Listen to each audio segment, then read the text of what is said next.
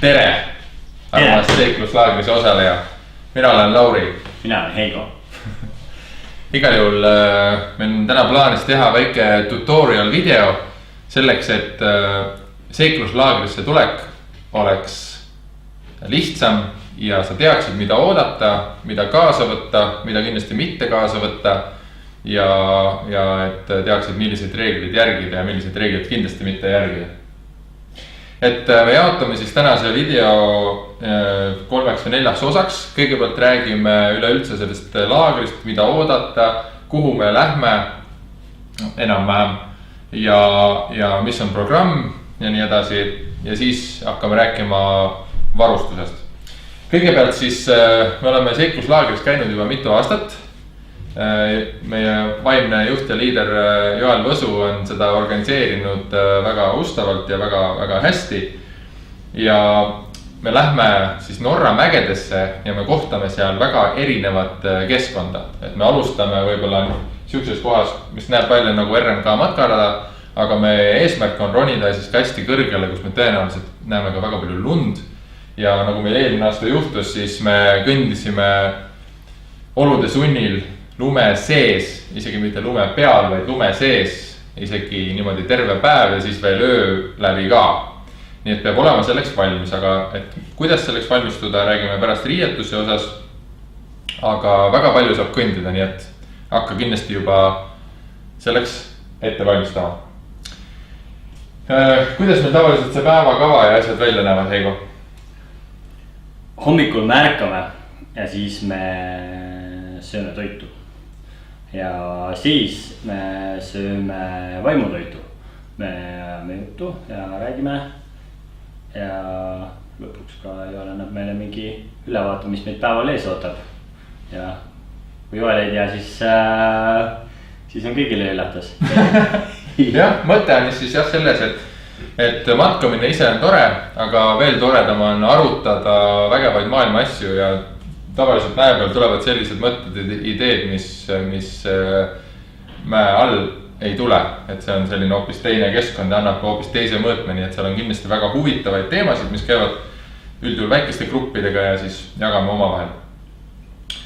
Ja viimane asi veel enne, kui me asume siis varustuse juurde, on see, et kuna mäe peal on tõenäosus, et seal on natukene tekib isegi stressi, et me kõnnime kohtades, kus me pole mitte kunagi varem kõndinud, alati üritame leida huvitava uue koha. See on väga palju rahvast, kõik on lõpuks hakkavad juba natukene väsima, ütleme esimese päeva kuskil poole peal. Ja mis tähendab seda, et seal on väga palju iseloome, väga palju emotsioone ja väga palju erinevaid inimesi.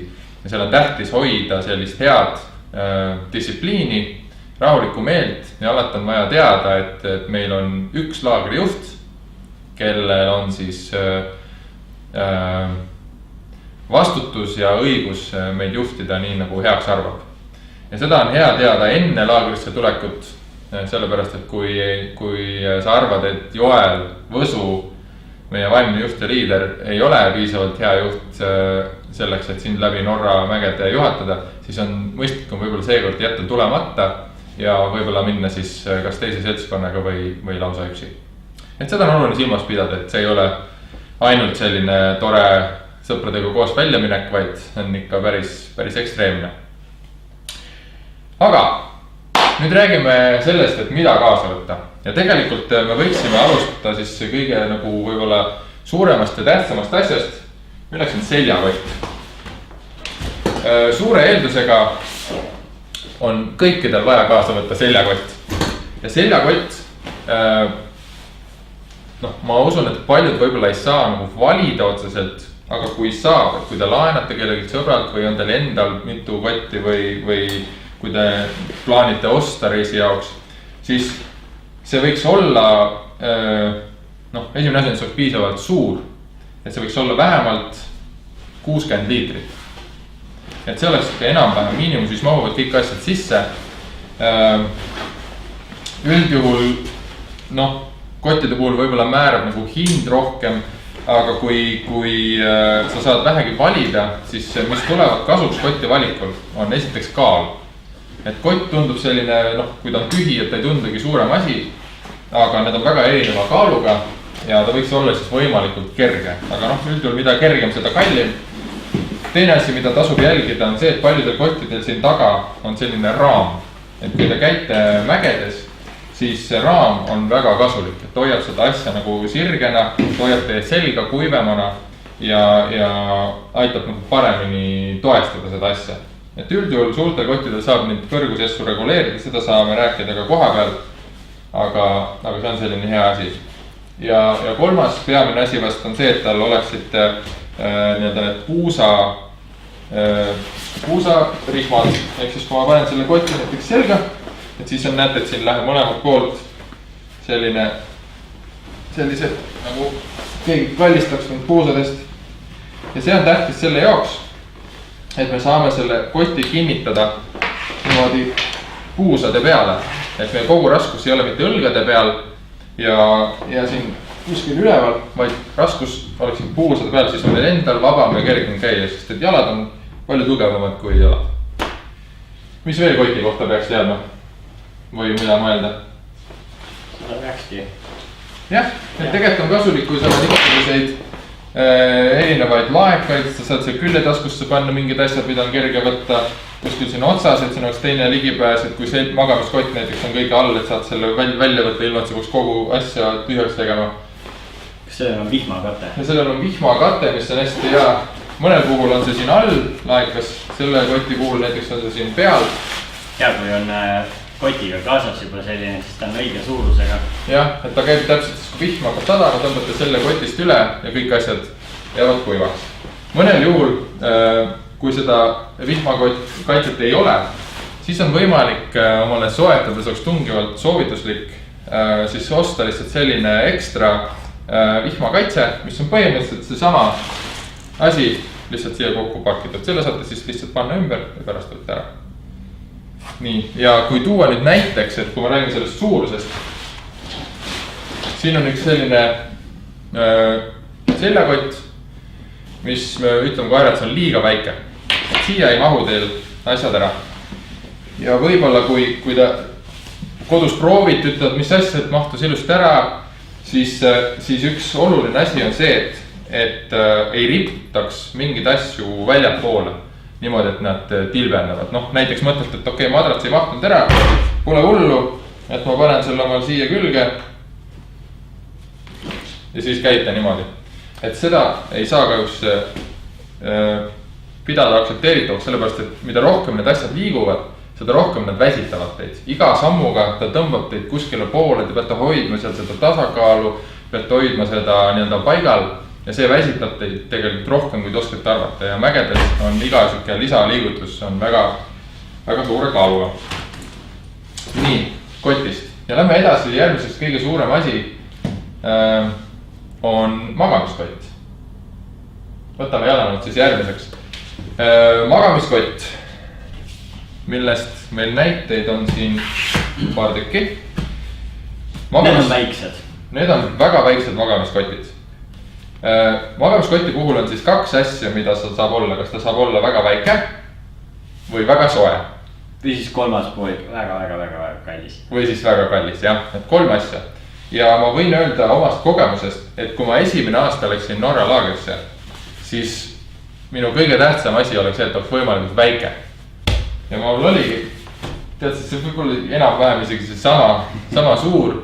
Ja ma olin jube rahul, et mul on nii väike, et ma nagu ebutasin ja ma olin rahul täpselt nii kaua, kuni oli aeg magama minna. Sellepärast, et mul oli nii külm, et järgmine päev ma olin nii magamata, sest et ma lödisesin öö läbi ja mõtlesin, et pekki, oleks ma saanud korralikult magada, ma oleksin võinud tassida seda ühte ekstra kilo või pool kilo või palju see suurem kott oli. Aga tõesti oli külm ja ma pidin hakkama välja mõtlema, et kuidas siis hoida sooja. Pigem lasta olla natukene suurem, paljud magamiskotid näiteks on nii suured, et siis pigem tassida seda ja saate korralikult magada, see tähendab seda, et teil järgmine päev on tuju on hea, energiat on palju. Aga kui võimalik, siis võtke omal hästi soe. Paljudel magamiskottidel on ka peal kirjas, et mis on nende optimaalne soojus, et kui sooja temperatuuriga sellele oleks väga mugav magada, ja Norra mägesid arvestades ta võiks olla seal, noh ütleme, kui lume juures magamas, ta võiks olla seal -20 kandis, -5 kandis. -20 oleks juba väga hea, aga -5 on enam-vähem sobib. Mina isiklikult soovitan pigem võtta rohkem kui vähem, sellepärast et kui teil on palav, siis te saate lukku lahti teha, kui teil on külm, siis on screwed.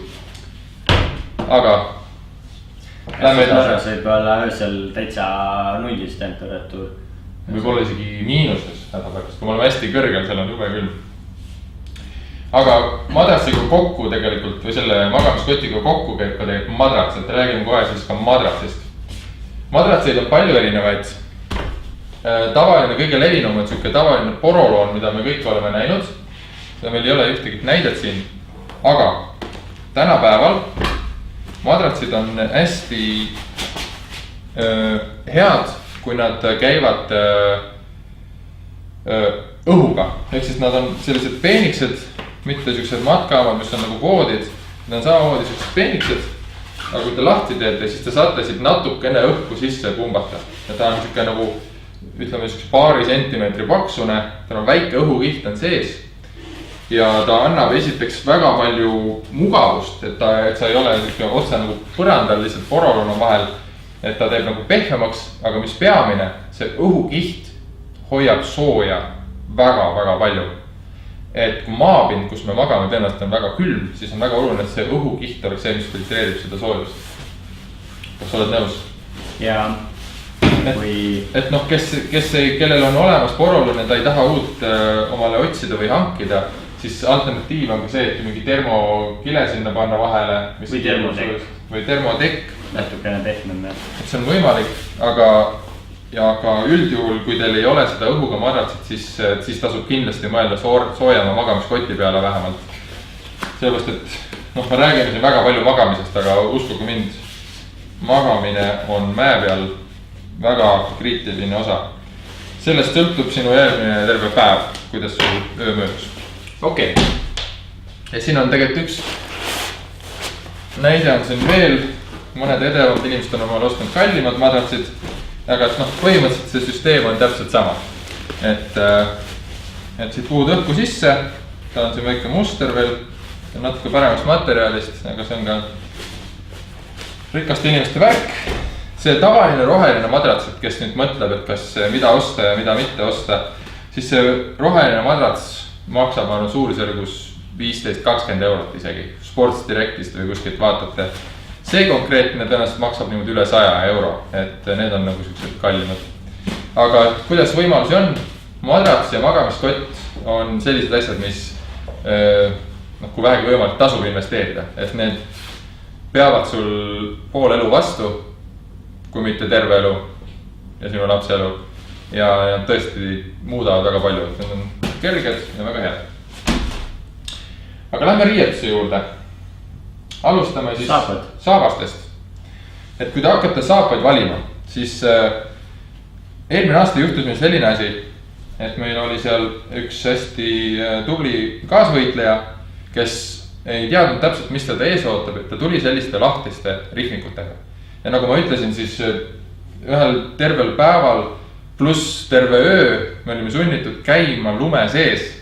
Ja te kujutate ette, mida nende lahtiste sandaalidega võib siis juhtuda. Et praktiliselt minul, kellel mul olid sellised väga head kinnised saapad, hakkasid mingid varbad külmetama. Ja ma ei tahtnud isegi ette kujutada, et mis tunne selle võitjal, kes sellistega käib. Aga tüüpilised saapad, mis on umbes sellised või sellised. Saapad võiks üksed olla. Ja kõrged või poolkõrged, miinimum poolkõrged. Ja kõrged tähendab siis seda, et see kannuse osa on siit natukene kõrgem, et ta ei ole, ütleme, nagu tavaliselt saab umbes selline, vaid tal on siin natukene ääb. Ja miks ta on oluline, on see, et ta hoiab sul seda, mis see ankle on eesti keeles, pahkluud, hoiab natukene kindlamalt paigal. Kuna me käime kivide peal ja kivide, jah, hüppeliiges, jah. Me käime seal kivide peal ja kivide vahel ja see asi nagu liigub väga palju. Ja kui juhtub, et sa oma jalga välja väänad, et see on, võib natukene rikkuda ära ülejäänud matka sinu jaoks. ja ta hoiab natukene vähemalt seda kindlamalt paigal. ja ta väsitab ka siis jalga kõvasti vähem, et sa ei pea nagu kogu aeg seda hoidma ennast tasakaalus. teine hästi oluline asi on tald. et mõned sellised tallad on siuksed hästi pehmed, aga matkasaabastel üldjuhul on hästi kõvad tallad. ja see on oluline selle jaoks, et kui sa käid samamoodi kivide peal või kuskil mingi maastiku peal, siis ta haakub hästi kiiresti selle kivi peale ja sa ei pea nagu muretsema selle ka libisemise või tasakaalu pärast nii palju. viska mulle korra üks toss. et siin alternatiivina näiteks kui te käite linnas, siis noh, see on siuke väga pehme tallaga, et sellega sa tunned nagu igat kivi, igat ässe ja see ei haaku sulle kuskile, sest et ta libistab sealt lihtsalt ära, et sellega matkata me ei soovita. või õigemini isegi ei saa, ütlema. et sellised on väga head. üldjuhul matkasaapad on siis siuksest materjalist nagu kas Gore-Tex või nahk. et ta oleks hea, kui ta on veekindel, kuna kindlasti need saavad märjaks. noh, lõplikult ei saa muidugi vee eest kaitsta, aga kui ta natukene on vett hülgav või midagi, vähemalt see oleks väga hea. jah, mis veel saabaste kohta? suurus võiks õige olla. suurus võiks olla õige, jah, kindlasti proovige jalga, on ju. ja teine asi, mis on väga oluline, kui te plaanite osta uusi saapaid, ärge pange neid esimest korda jalga laagris. saabaste puhul, nagu te kõik on võib-olla ostnud uued jalanõud ja see sisse käimine võtab päris palju aega. saabaste puhul korruta see umbes 2-ga, ehk siis need on hästi jäigad, hästi sellised nagu noh, need vajavad sisse käimist. ja ma soovitan, kui te plaanite osta uusi, näiteks kas augustis on laager, et ostke kindlasti juba juulis ära ja käige nendega nii palju kui võimalik, sest tõenäoliselt, kui te alguses lähete mingile matkale, võib-olla tulevad mingid villid, teil jõuab see ära paraneda, jõuate uuesti nendega käia ja natukene saavad niisugust tampi. sest et kui te tulete matkale, siis on väga hea, kui on sisse käidud jalanõud, sest on endal nii palju mugavam. nii, ja teine asi, mis puudutab siis jalanõusid. teised jalanõud. on kaasa võtta teised jalanõud. teised jalanõud on 2 põhjusel. esiteks see, et kindlasti saavad esimesed jalanõud märjaks. aga teine asi on ka see, et kui me jõuame kuskile sihtkohta, on väga hea, kui me saame jalanõusid vahetada. natukene jalga puhata, panna mingi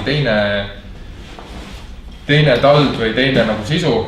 et need võivad olla küll sellised nagu lihtsamad ja hästi kerged on väga head. et selle jaoks ei pea olema nagu samad reeglid. et nendega me üldjuhul päeva ajal ei matka, aga kui me jõuame kohale, et see kõvasti aitab jalga puhata. mul on need ka veekindlad. noh, eriti ideaalne. ja need võivad isegi olla sellised lahtised sandaalid tegelikult, et lihtsalt jalg saab natukene hingata, jalg saab puhata ja saate seal laagriplatsis siis hooma ringi käia. kogemus ütleb, et mõnikord on väike muru ja siis isegi kui sa paned kuiva kerge papu jalga õhtul, siis see saab kõrvutu märjaks. ja selles mõttes need sandaalid on nagu jamad jah. ja ühtlasi selliseid sandaale võib-olla ei soovita sellest, et need on ka päris rasked. et noh, kui jällegi on võimalik, Skechers tossud näiteks, need kaaluvad umbes sama palju kui need lusikad. et need on nagu selles mõttes, et ei võta sul seljakotis ka raskust. see üks saavas on umbes sama raske nagu see telk, et see on hea võrdlus. aga meil ei ole kaalu, muidu oleks korralikult näidata. okei, liigume edasi. sul peaks ka asju ära viskama laua pealt või? no ei tea okay.. saabaste sisse käivad sokid. näitame. sokid on siis sellised asjad, mis käivad jalatsa. sokkide valikul siis tasub ka paari asja nagu silmas pidada. esimene asi on see, et kui teil on võtta sellised nagu puuvillased sokid, siis te mitte ainult ei hoia sooja, aga need aitavad ka vältida villa. sest nad on pehmed, nad aitavad siin sees nagu hõõruda, liigutada ja ühtlasi nad imavad rohkem niiskust. sokid soovitan tehnilised, isegi kas puuvill on hea variant, aga siuksed tehnilised, nad on natuke kallimad,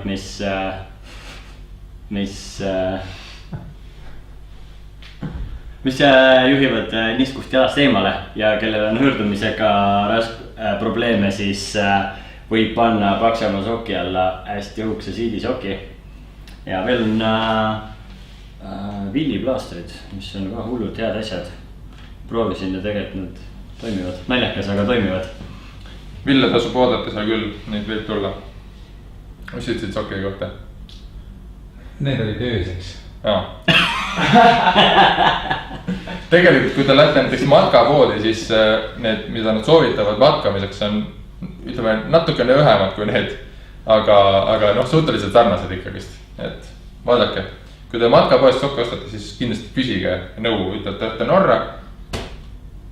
Mis te soovitate? Nii, aga liigume edasi. Püksid. Me räägime telgist. Telgist räägime viimasena. Räägime siis viimasena, jah. Püksid. Järgmine altpoolt üles tulles siis. Pükste valikul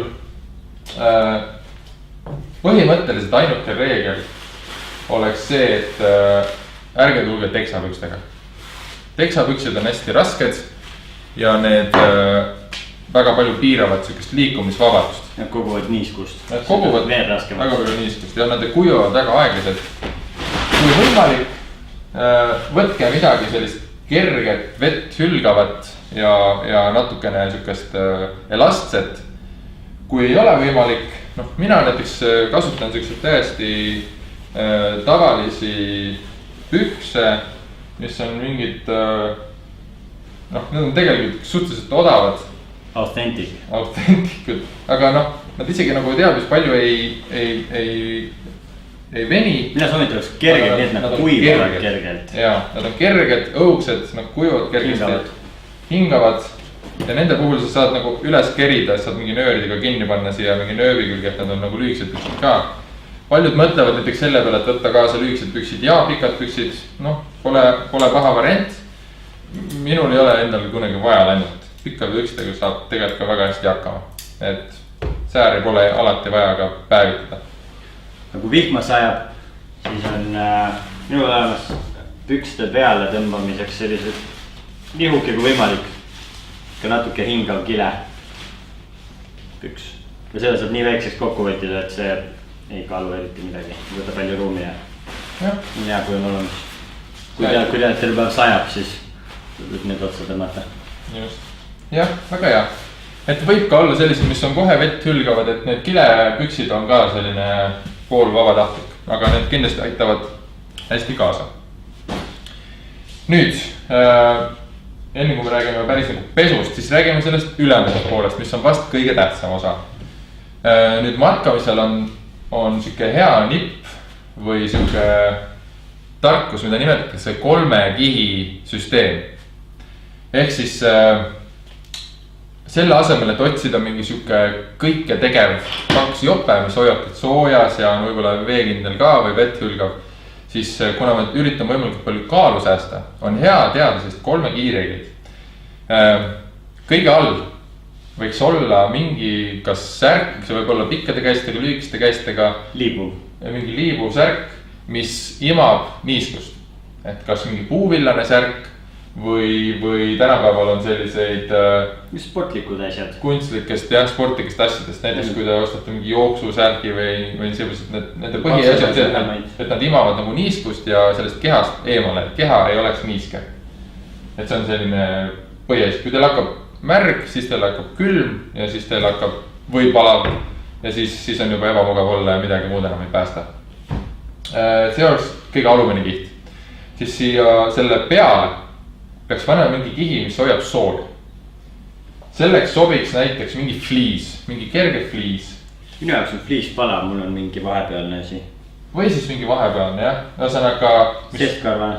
See on väga hea materjal, et ta on ka väga kerge. Aga selle funktsioon on see, et ta lihtsalt hoiab sooja. Ta väga palju muud ei peagi tegema. Et noh, muidugi mugav peab olema, et võiks olla enam paras, aga peaks sooja ilma. Ja siis on peamine kiht, ehk siis ilmastiku kiht. Ja ilmastiku puhul me peame silma tavaliselt tuult ja vihma. Ehk siis ta võiks olla mingi kilejope, mingi veekindel, mitte vett hülgav, vaid veekindel. Mitte kile. Hingava peab. jah, hingav võiks olla selles mõttes, et kui te ka plaanite kuskilt hankida, et seda saate vaadata. Näiteks on olemas selline jope, nagu Heigol on natukene paksem, mingi voodriga. See jope ei ole mõeldud sooja hoidma, ta on lihtsalt tuule eest kaitseb. Tuule ja vett julgamine. Jah, aga mul luhk katki ja see. Jah, seda ära võtta. Aga mõte on siis selles, et ta oleks, jah, see materjal võiks olla veekindel. Ja paljudel juhtudel on, uutematel jopedel on niimoodi, et see ongi veekindel, et ta ei ütle sulle, kui veekindel on, vaid ta on 100% veekindel, kuidagi moodi ta ka hingab. Siin on sees väike vooder, aga paljudel jopedel on see, et tal on näidatud millimeetrites, kui vettpidav ta on. Ehk siis alates 3 või 5000 on tegelikult täitsa okei. Aga väga head veekindlad joped on niimoodi 10 000 millimeetrit, et siis ta on ikka väga hea. Aga jah, et see hingamise osa on nagu tähtis ja tegelikult teine funktsioon ongi see, et ta lihtsalt hoiab nagu tuult, et sul ei lähe naha vahele. Igal juhul 3 kihti ja kui te kasutate seda 3 kihi reeglit, siis ongi see, et te saate kõik asjad võtta hästi kerged. Et te ei pea võtma sükest nagu suurt jopet, mis hoiab teid soojas, lisaks on veekindel ja ilmab veel niiskust ka, et siis see kindlasti on raskem kui 3 eraldi asja. Ja te saate neid, kui näiteks palav, võtate soojakihi vahelt ära, olete ainult tuulejopega ja selle T-särgiga. Ja kui on näiteks külm, aga tuulevaikne ja vihmavaikne, siis võite võtta kilejoppe pealt ära, et rohkem hingaks, et saate varieerida. Aga joppe puhul üldjuhul seda teha ei saa. Müts, kui me läheme üles poole edasi. Müts peaks olema see, mis hoiab teid päikse eest. Mina olen alati teinud selle vea, et mul mütsi ei ole. Ja ma alati põletan oma näo ära. Üks hea asi on kas mingi sall või siis, kuidas iganes seda nimetatakse. Puff. Jah, puff. Mis sa saad panna niimoodi ümber. Ja sa saad reguleerida vastavalt, kuidas vaja on. See hoiab sul kõrvu, nägu, mida iganes vaja, kui on nagu hästi külm. Väike lõõmab peale. Just, ja neid on teid aga igasugust poodidest erineva mustriga, kuidas teile iganes meeldib. Kas mehelik nagu mul või võite ka leida midagi naiselikumat omale. Nii. Enamus, kui te näete, et on varem käinud seikluslaagris, mis eelmine aasta, siis peaks olema kõikidel samasugune olemas. Kõik on nimesid täis sooditud. Ja kunagi tea, kelle oma. Just. Nii. Nüüd räägime kinnastest. Kindad on... Ilmselt päeval ei lähe vaja võimalik. Need on ütleme selline vabatahtlik varustus, et saab ilma kinnasteta üldjuhul hakkama. Eelmine aasta me käisime väga palju lumes ja seal tegelikult oli väga kasulik, et oli inimestel kind kaasas. Et sa saad tõmmata kätte külmaga ja sul on mugavam käia lihtsalt. Et varasematel aastatel seda ei ole nagu nii väga vaja läinud, aga on siuke hea asi. Kui ei ole sellised häid, et mina ei oska öelda. Need ei pea olema väga paksud. Suhteliselt soodsad. Mina soovitan sellist kinnast sellepärast, mul on siin käpik ja seest karvane, sellepärast, et kui õhtul on väsinud energiat ei ole ja kuidagi ei saa sooja, siis paned lihtsalt see kinda kätte ja sellega ta annab päris hästi sooja. Jaa, käpikud on minu meelest paremad kui sõrmkindad. Sellest, et teil ei ole vaja nende kinnastega väga palju midagi teha, küll aga tõmbate kätte ja teil on minutiga käed soojad. Et see on nagu selles mõttes on väga hea. Aga varustusest edasi rääkides, mis kindlasti peaks kaasa võtma? Kui me alustame sellest, mida on kindlasti vaja, siis nõud. Säärised. No säärised, neid ei ole nagu vaja. Aga me võime nendest kiiresti rääkida, mis need säärised on? Säärised on siuksed asjad, mis sul võib olla veekindel saabas, aga kui sa astud lumme või korraks vette, mis pritsib üle saapa ääre, siis sealt läheb vesi sisse ja ta teebki sul kõik sisu märjaks. See sääris tõstab seda vettpidavat osa palju kõrgemale. Niimoodi umbes kinni. Ja seega kui korraks hoia sulpsata või sügavamas lumes käia, siis ei ole lund, mis läheb otse saapa sisse. Jah, jalg püsib kauem kuivan. Väga head asjad, saab ka ilma nendeta, ainult siuke mugavusvarustus. aga nõud on sellised asjad, mis ei ole mugavusvarustus, et laagri poolt on kaasas gruppide peale suured potid, mille saab süüa teha, need gaasipõletid, millega saate nii-öelda seda süüa keeta ja sellised nagu üldised basic asjad, aga oma kauss, tass, lusikas, kahvel ja nuga, need peavad olema kõikidel kaasas. Või siis selline asi, mille paneb pulga otsa, siis paneb vorsti ja siis saab grillida panema. Grill niimoodi või? Sa ei hakka sõrmega grillima? Ei, pulga paned siit läbi. Pulga läbi. Jah. See kindlasti kõikidel kaasas. Okei, see on ka mugavusvarustus, aga väga hea. Et nõud on väga tähtsad ja nõude puhul tasub silmas pidada, et mitte võtta asju, mis võiksid väga kergesti minna katki. Näiteks portselan tass. Et kui ei ole tõesti muud tassi ja ei leia ka nii head, siis võite võtta portselan tassi, aga tungivalt soovitaks seda mitte teha. Sest ta võib seljakotis katki minna, kukute kuskil läheb katki ja ta on väga-väga raske. Et kõige parem oleks kas plekk või plastnõud. Ja tassi puhul, kui te valite tassi, siis soovitaks sellist asja, mis on selline nagu pool termostass. Mõnel on peal gaas, mõnel ei ole kaant, aga sellel on hea asi, et tal on selline filter siin sees. Kui te tahate hommiku kohvi teha ja te kõik näiteks ei joo kohvi teie grupis, siis te saate panna kohvi eraldi siia, keerate kampas vett, kes tahab joob teed, kes tahab joob kohvi ja siis saate lihtsalt siin selle filtriga valada. Et siuke tass on hästi populaarne, hästi paljudes poodides müüakse, maksab mingi 10 €. Et soovitan hankida, võib-olla isegi vähem, jah. Järgmiseks, nõude puhul veel nii palju rääkida, et on olemas, kui tahate olla öko-friendly ja tahate poole pealt nõud ära visata, siis võite võtta puust või bambusest, et need on biolagunevad. Aga need võivad ka väga kergesti puruneda, nii et ma soovitan võtta metallist. Soovitan mitte arvestada, et sa midagi maha jätad. Jah, midagi mäe peale ei jäta peale puu. Kas sul sportki pole? Mul on kadunud see. Igal juhul väga populaarne asi, mida võetakse kaasa, kui te lähete matkasporti, siis on kõik kohad täis, on siuke asi nagu spork, kus on ühes otsas lusikas, teises otsas kahvel. Väga hea asi, sellega on mõnus süüa. Mina absoluutselt ei soovita. See on kõige nõmedam asi üldse matkamise juures.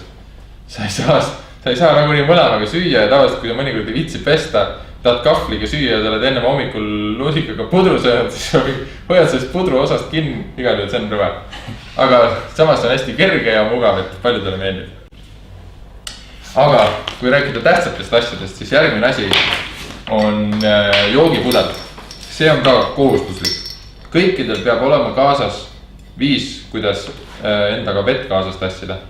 Sellepärast, et matkamisel me kaotame väga palju vedelikku ja on tähtis seda kuskilt tagasi saada, et me ei jääks nõrgaks. Kõige tüüpilisem viis selleks on võtta mingi pudel, see võib olla mingi spordi jalgratta veepudel, on täitsa fine. Või siuke metallist kerge, mis ma ostsin Fixusest kunagi. Hästi odav. Küll, aga mugav on selline asi. Selline camelback kotis sees. Ja siis saad niimoodi käigu pealt käed vabad lütsutada ja see annab tegelikult päris palju juurde. Käed on vabad ja kogu aeg saad vett võtta. Ei pea otsima oma pudelit üles, ei pea seda korki maha keerama. Siis pärast vaatama, kuidas sa selle jälle tagasi saad.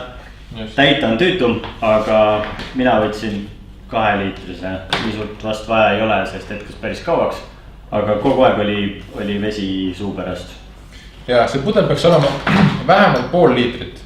Et sellega saab hakkama, kuna Norras on väga palju jõgesid ja veekogusid, et sealt saab alati vett. Puhast vett. Isegi ei pea filtreerima seda. Just, aga tõesti see camelback on nagu hea soovitus, et selle lihtsalt paned seljakotti, sa ei pea seda kuskil ekstra hoidma.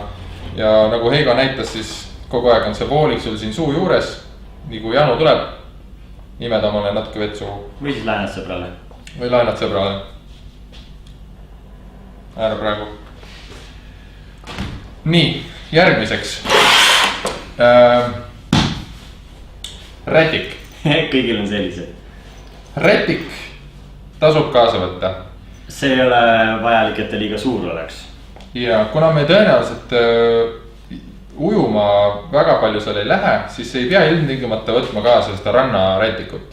aga mingi rätik võiks kaasas olla. Igaks juhuks ja see võib olla näiteks mingisugune siis kas käterätiku suuruses või siis, kui kellelgi on jällegi võimalus natukene investeerida, siis on olemas sellised spordi või matkarätikud, mis on mikrofiiber materjalist, hästi kerged, hästi õhuksed, kuivavad õudselt kiiresti ja on hästi ülikompaktsed. Need ei maksa üldse nii palju tegelikult. Need tegelikult ei maksa, Sports Directis jällegi 15 € ja on teil väga hea ja suur rätik. Üks on väiksem inimene, siis saab odavamalt, sest väiksemad rätikud maksavad vähe. Väiksematel üldse elu kõvasti parem. Siin mul on siin vaeva näidata soojapesu. Hästi kasulik asi jälle, see tasuks kaasa võtta, sellepärast et kui tal on liiga külm, siis te saate panna õhtul selga ja teil on jälle rahulik öösel magada, saate hoida sooja. Kui tal on liiga palav, siis te võite lihtsalt võtta seljast ära. Väga hea, et ta on hästi kasulik asi.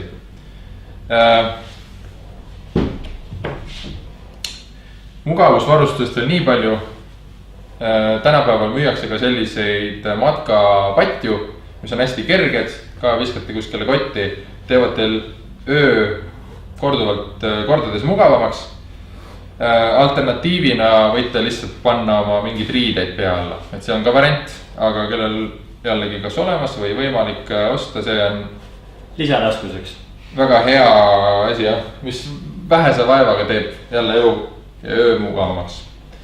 Teine asi, kui te kardate, et teil on mingid asju, mis võiksid kergesti minna märjaks, näiteks seljakott, kui arvate, et ei pea hästi vett, siis on müüakse ka selliseid kotikesi, mida mina näiteks kasutan, et panen kõik riided, pesud ja asjad panen siia veekindla kotikese sisse ja alles koos selle kotikesega panen oma seljakotti. Et ühest küljest on hea, et ma tean, et need on alati kuivad, ma ei pea muretsema, et kas ma pärast vihmaga käimist, kas mul sokid jäid kuivaks või pesu. Esiteks tean, et on kuivad ja teine asi, mis on hästi mugav, on see, et kui ma tahan näiteks keset matka või kas või õhtul siis sokke või riided vahetada, siis ma tõmban lihtsalt selle ühe koti välja, ilma et ma peaks hakkama mingit nõusid sealt võtma või mingit teisi asju. Mul ongi riidekott, kuiv, vahetan ära, panen tagasi, siuke väga hea, et jällegi kellel võimalik. Neid on ka erinevast materjalist, erineva hinnaga, erineva suurusega. Soovitan. Kas sul on sellest mustad ja puhtad pesud koos või? No ei, musti pesusid mul nagunii pole vaja kätte saada, nii et siin on ainult puhtad pesud üldjuhul. Okay.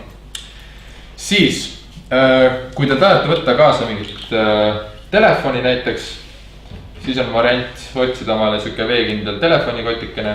Paned telefoni sisse, et saate läbi selle kasutada isegi nutitelefoni. Aga samas võite ka lihtsalt jätta telefonit maha, et seal mäe peal või panna hääletuks. Tasub rohkem vaadata silmadega kui ekraaniga, aga samas seal on nii vapustavad vaated, et ise ei suuda tavaliselt ka vastu panna, tahad ikka paar pilti teha, pärast naisele näidata. Öösel võib minna pimedaks, siis võib endale kaasa võtta näiteks sellise pealambi.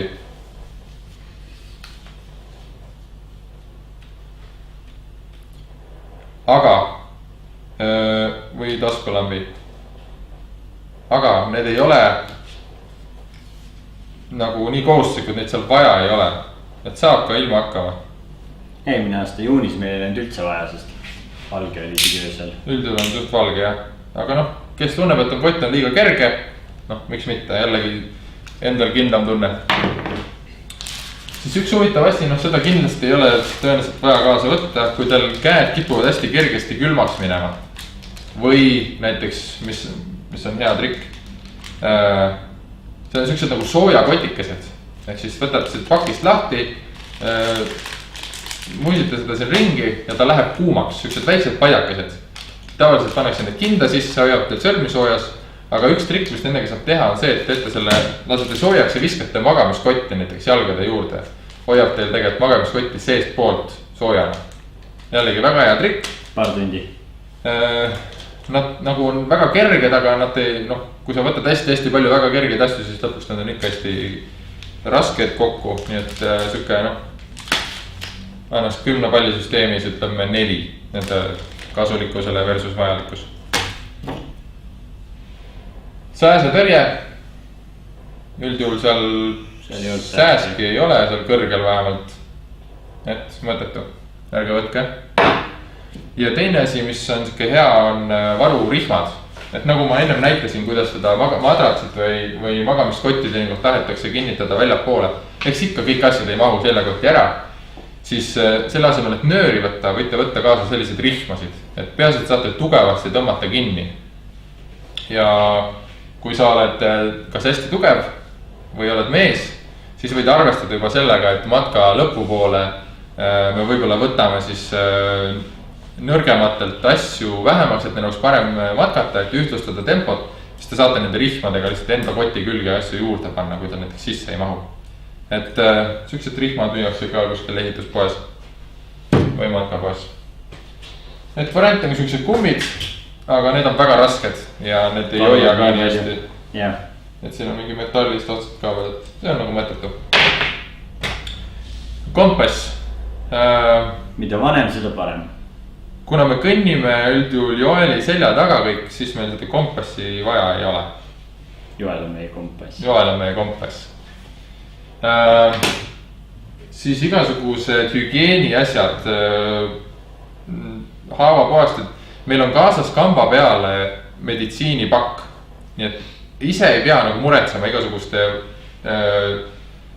nende lappide ja puhastajate asjade pärast, need on kõik on olemas. Et võite rahulikult jätta igasugused väiksed pudelid maha. Kui teil on mingi konkreetne haigus endal, et on vaja insuliini kaasa võtta või seda astmapussu, et siis selle võite tõesti võtta, seda meil seal kotis ei ole. Siis kohustuslik asi, kas GoPro või siis kontuurkaamera. Ja siis ei pea telefoni välja võtma. Jah, et oluline, et kõik jäädvustaks. Seda tegelikult vaja ei ole, aga võib võtta. Mis see on? Tulapulk või? See on marker, aga seal on teip ümber. Ei ole vaja. Tagavara vaiad. Sõltub telgist. Põletaja, nice. Soomal. Mis puudutab sellised, mul on ka siin üks nagu tulemasin või see tulepulk. Et need on ka nagu toredad asjad, aga nende puhul ka, et neid tegelikult vaja ei lähe. Et kõik sellised asjad nagu need gaasipõletid, kuidas gaasipõletid nagu süüdata ja just asjad, need on kõik, saate Joeli käest, et seikluslaager on väga rikas. Et kõik asjad on olemas. Aga kui te tahate ekstreemi teha, siis sihukeste tulepulkedega saate teha omal sädet. Sul on aku sisse veel. Ja siis saate lõket teha ilma tikkudeta. Aga see, kuna see kaalub paljus mõtet. Nüüd, viimase asjana räägime siis see, kus me reaalselt siis ka magame. Telk. Et telki soovitatakse võtta siis mitme peale. Kui sa ei tunne kedagi teist, siis tasub juba seal Facebooki grupis aegsasti uurida, kas keegi tahab telki sheerida.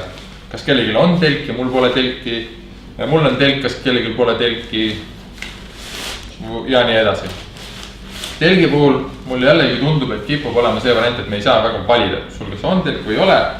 Kui sa saad valida ja pead ostma näiteks või võtma kaasa mingitest valikutest, võimalikult kerge ja võimalikult väike. Kui sul on näiteks 2 inimese telk, siis tasub rahulikult proovida, äkki sa mahud sinna 3-kesi. Kui sul on muidugi rasked kotid, siis tasub hoida selle, et kottidel natuke ruumi, et sa ei pea neid õues hoidma. Aga mõtle on jah see, et nad oleksid pigem väiksed kui suured ja võimalikult kerged. Kõige olulisem asi telgi juures oleks see, et ta oleks 2-kihiline. 2-kihiline tähendab seda, et sul on see siseosa, seal siuke võrgu osa, mis on siis siuke nagu see lagi seinad ja siis see veekindel osa oleks sellest lahus. See on oluline sellepärast, et kui vähegi vihma sajab, siis on niimoodi, et kui see on 1-kihiline, sa lähed sinna vastu, siis see koht, kus sa vastu lähed, ta hakkab kohe vett läbi tulema ja sa põhimõtteliselt magad lombis. tegelikult ei pea selleks isegi vihma sadama, see tuleb kondensiga. Kondens täpselt samamoodi ja uskuge mind, keegi ei taha magada märjas. Liigutab ja raputab telkis, see on telkis sees, saab vihma. Ja kindlasti te näete hästi palju tuleb pakkumisi, et Rimi pakub siin 4 euroga 2-kohalist telki. See on väga ahvatlev, aga tõesti ma soovitan seda ahvatlusele mitte vastu panna. Ehk siis, kui sa leiad omale telgi kaaslased, siis uuri, kas tal on päris telk olemas. Täpselt, jah. Ütlesid ahvatlusele mitte vastu panna, et ostke kindlasti. Ostke kindlasti, aga ostke jah, aga ärge Norra seda kaasa võtke. Et mis siis telgis peab olemas olema? On vaiad, need võiks olla võimalikult kerged. Siis on täpselt siin näeme, näiteks siin on see sisekiht on sellisest võrgust lihtsalt, mis on väga hea. Ja siis on see veekindel kaitse käib sinna niimoodi peale. Ja nad ei puutu omavahel kokku, et ainult nende vaiade pihta läheb siis see vihmakindel osa. Ja sa teate, et vihm ei lähe läbi, et te võite minna vastu seina, aga ta ei lähe vastu seda välimist kihti. Et sükene. Kui te pole varem käinud, siis te kindlasti õpite selle kohe esimese laagriga. Kui tähtis see on, et olete varem käinud, siis te teate, et veekindlustusel tasub mõelda. Üks alternatiiv, kui ta tõesti on niimoodi ainult ühekihiline telk ja te just ostsite hästi kallis ja te ei saa mitte kuskilt mujalt muud, siis te võite mõelda natukene võib-olla loomingulisemalt, et võite kaasa võtta näiteks sellise, mitte küll nii suure, aga põhimõtteliselt koormakile ja mida saate ka niimoodi suhteliselt kerge, saate kokku pakkida ja siis saate päeval häda pärast leiutada mingisuguse lisa kaitsekihi sinna peale, mis vihma eest kaitseks. Kui ta on vastu telki, siis ta kondensi eest ikka ei kaitse. Kui ta on vastu telki, siis ta on täpselt sama kasutu nagu polekski seda. Et seal lihtsalt tasub natukene küsida ekspert Heigo käest, et kuidas seda kinnitada või kuidas seda panna. Aga see on siis variant, et ilmtingimata ei pea alati uut telki minema ostma, kui teil on halb. Nöörid. Enamus laagrilistel neid vaja ei lähe. Kui te olete fanaatik või kui te võtate selle kaitsekile kaasa, siis te arvestage, et te peate seda kuidagi kinnitama. Üldjuhul nööri vaja ei lähe. Samamoodi, mida teil vaja ei lähe, on kaart. Joelil on kaart olemas. Kui te näete Joeli, siis te näete, kuhu minema peab. Nii, kas on küsimusi? Päikesekreem, kas see on oluline? Päikesekreem on oluline. Jällegi igal ühel ei ole vaja võtta eraldi päikesekreemi. Et kui teil on näiteks mõni sõbranna või sõber tuleb, võtke kas või 2 peale või 3 peale. Et igal ühel pole mõtet tassida mingit rasket päikesekreemi tuubi. Mis kannab ikki riideid? Või kannab ikki riideid, paneme äsja ennast sisse. Jooksi, heledaid. Te saate seal kõvasti päevitada, aga ma soovitan selle pärast mitte tulla, et päevitada vaid tulla selleks, et matkata. Minul on olnud iga kord, kui ma olen käinud, mul on pärast tulnud nägu otsast ära, sellepärast, et ma olen saanud lihtsalt liiga palju päikest. Et see ei tasu ära. Muidu on nagu suva, aga mu naine ütles, et see on väga kõva. Teine küsimus, kas peaks olema nagu selline secret stash endal ka mingi magusat või mingit energiat, et saaks? Söögist tegelikult me polegi rääkinud. Peaks rääkima, jah. Söögiga on niimoodi, et söök ostetakse kõik koos. Ja kui me matkame, siis me matkame seal nii-öelda peredega või gruppidega, kes teevad siis 4 või 5 grupid umbes tavaliselt. Ja nemad siis teevad koos süüa terve laagri vältel. Ehk siis näiteks, kui meid on 20, siis on seal tõenäoliselt 4 peret või 4 gruppi. Neil on 4 peale üks pott, üks gaasipõleti, gaas ja toit. Toidukorrad on jagatud siis nende seljakottide vahel. Just, et toidukorrad on jagatud eraldi kilekottidesse või eraldi siis kottidesse. Te võtate lihtsalt õige päeva välja, et menüü on alati täpselt sama. Et seal võib natukene varieerida, aga põhimõtteliselt kõik on toidu eest on nagu kõik ette valmistatud. Samuti igaüks saab ühe suure kotitäie siis šokolaadi batoonikesi, mis on siis annavad lisaenergiat ja nende söömine üldjuhul on ka kohustuslik. Et see on välja arvutatud, et kui palju sul energiat kulub, kaloreid kulub et hoida seda energiataset üleval, siis aeg-ajalt me peame seda refill ima. Tavaliselt on see rohkem kui küll, et seda on arvutatud niimoodi väikese varuga ja piisavalt. Aga kes väga soovib ja kes teab, et talle näiteks mingi kindlad Bounty ja Snickers ei meeldi, mida seal võib inimestel pakkuda või halva, siis te võite omal vastutusel võtta lisaraskust ja osta omale lemmikmaiustusi kaasa. Et need on hea näiteks matkamise ajal snackida või mul on kolmas küsimus. Et see on selline väga, väga hea osa. Küll nagu tasub arvestada, et paljud asjad, mis teil muidu igapäevaselt ei maitse, siis väga suur tõenäosus, et mäe peal hakkavad teile väga maitse. Näiteks mina halvaad elu sees poest ei ostaks, aga mäe peal see on üks lemmikasju, sellepärast et seda energiat on nii väga vaja ja sealt tundub, et saab kõige rohkem, et see on selline magus. Kolmas küsimus. Soovitusi pakkimiseks. Soovitusi pakkimiseks. Pakkimise soovitusi tegelikult ma väga palju selle peale aega ei raiskaks. Lihtne reegel on see, et kergemad asjad alla, raskemad asjad kas keskele või ülesse. Selja ligidale. Ja võimalikult selja ligidale siis rasked asjad. Siis rasked asjad siia ja võib-olla siia ja kerged asjad kehast eemale ja võib-olla siia alla tepu juurde. Jah, et selleks on selline lihtne loogika ja põhjus. On see, et kus sa poiss kui raske võtt? On lihtsalt see, et kui teil on see raskus siin kõige all, siis ta kogu aeg sikutab teid nagu sinna just nagu vales suunas ja teil on raske hoida tasakaalu. Kui ta on siin kõrgemal, siis teil on see raskuskese on seal, kus tal ka loomulikult on ja hoiab seda lihtsalt seda sama balanssi. Ja kui te näiteks lähete mäest üles või alla, siis tavaliselt siin on teatud rihmad, et sa saad seda seljakoti kallet natukene reguleerida ja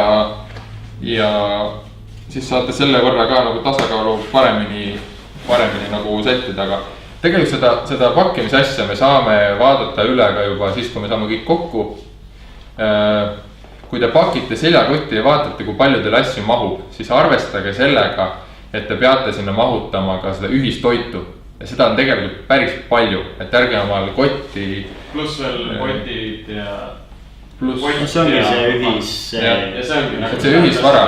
Mis see on ruumiliselt mingi kolmanda? Ta võib umbes tulla, näiteks nii palju on teil vaja kotti asju juurde panna. Siin on 5 päeva toit, mitte küll terve laagri toit, aga sa ütled näiteks endale 5 päeva toit, võib-olla pott ja siis mingi asi veel.